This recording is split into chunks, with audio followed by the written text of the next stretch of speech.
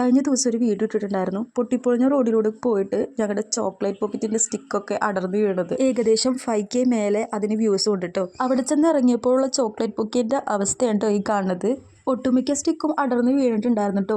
എന്നിട്ട് അവിടെ ചെന്നിട്ട് ഒന്നും കൂടി സെറ്റ് ചെയ്തിട്ടാണ് നമ്മൾ കൊടുത്തത്. കേക്കിന്റെ കാര്യത്തിൽ നല്ല ടെൻഷൻ ഉണ്ടായിരുന്നു കേട്ടോ. പക്ഷേ കേക്കിനൊന്നും പറ്റിയിട്ടുണ്ടായില്ല. മകളുടെ വെഡിങ് ആനിവേഴ്സറിക്ക് ഉമ്മ കൊടുക്കാൻ ഏൽപ്പിച്ച ഒരു സർപ്രൈസ് ആണ് കേട്ടോ ഇത്.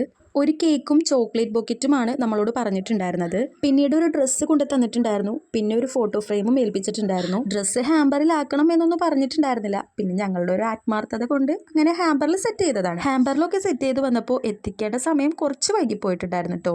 കുണ്ടും കുഴിയൊക്കെ ചാടി ഞങ്ങൾ അവിടെ എത്തിയ ശേഷമാണ് കേക്ക് പിടിക്കാൻ ആരുമില്ല എന്ന് മനസ്സിലായത്. സാന ബൊക്കയും ഹാമ്പറും പിടിച്ചു, ഞാൻ വീഡിയോ എടുക്കാൻ വേണ്ടി ഫോണും പിടിച്ചു.